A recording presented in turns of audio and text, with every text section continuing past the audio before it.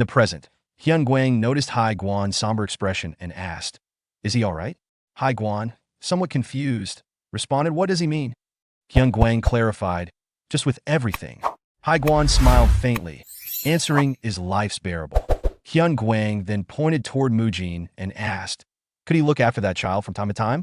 Hai Guan suggested that it might be better if Hyun Guang taught him instead, but quickly realized Mujin was still too young for that. As he observed Hyun Guang's immense aura, Hai Guan thought his level. He can't even begin to fathom it. Before he could reflect further, Hyun Guang interrupted, asking that aside, "Hai Guan, can he have a drink?" Hai Guan initially responds eagerly to Hyun Guang's request for liquor. However, upon remembering that monks are forbidden from drinking, he becomes alarmed and asks if Hyun Guang truly wants alcohol. Hyun Guang, with a playful tone, references a previous time when Hai Guan had said it's a water inside this jar during a test. Hai Guan, still uneasy, hands over the liquor jar, insisting that this time it's real alcohol. Despite Hai Guan's concerns, Hyun Guang drinks from the jar without hesitation, leaving Hai Guan shocked. He asks if Hyun Guang is okay, and Hyun Guang, seemingly unaffected, smiles and describes the liquor as delicious water, to which Hai Guan feels relieved, thinking Hyun Guang has recovered. Then Hyun Guang offers Hai Guan a drink, and Hai Guan, now comfortable, gladly accepts. Meanwhile, Mujin and Mu Kyung are sparring in the training ground, engage in a physical display, while Hyun Guang and Hai Guan enjoy a quiet moment, pouring drinks for each other. The atmosphere is calm and serene, almost like a beautifully composed painting, though this tranquility is unusual for the typically disciplined Shaolin Temple. The peaceful scene is disrupted when Hyun Myung, the administrator of Shaolin, sitting beside them, visibly troubled. He reflects on the temple's financial struggles, worrying that the budget is too tight to provide enough food for the disciples during the upcoming winter. Worse yet, he fears they may not be able to accept new monks the following year.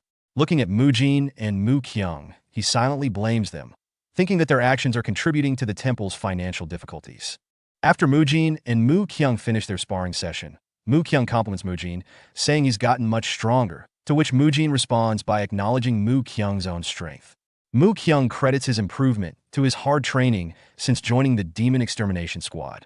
Mujin agrees, noting that the intense training, which feels like real combat, would naturally lead to increased strength. As the two continue talking, Mujin noticed Hyun Myung and immediately became aware that something was off. Observing the administration hall leader's troubled expression, he thought, the expression of the administration hall leader doesn't look good. Did something bad happen? Mujin quickly deduced that the sigh Hyun Myung had let out, coupled with his gloomy demeanor, indicated trouble. As the hall leader in charge of budgets, his mood clearly reflected a problem. Drawing from his past experience managing several gyms in his previous life as Choi Kang-hyuk, Mujin recognized the signs of financial or operational distress and understood exactly what Hyun Myung was going through. Mu Kyung, noticing Mujin's change in expression, asks what's going on. The Shaolin Temple is in financial difficulty right now. The 1,000-year Shaolin Temple, one of the reputable great martial groups, of the 10 great martial groups, was also known as the North Star of Mount Tai. They've lived a life cut off from the secular world while focusing on meditation and training. However, no matter how cut off they are, it can't be helped when it comes to food, clothing, and shelter. They receive donations from believers and funds given by the outer sect groups. That was how they had been able to somehow manage their current lifestyle. That is, until a few problems appeared.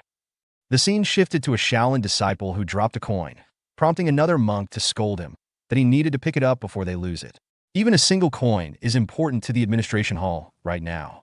The disciple knelt to retrieve the coin, muttering he knows their financial situation isn't great, but to think they did be this desperate over one coin. Another monk, observing Mujin cleaning nearby, pointed at him and explained, "It's because of that kid." A fellow monk, confused, asked, "Is he saying it's all Mujin's fault?" The monk responded, "Well, there are other complications, but what he said isn't entirely wrong." The monk went on to explain the situation. It all began when Mujin saved Mu Kyung from being bullied by outer sect disciples.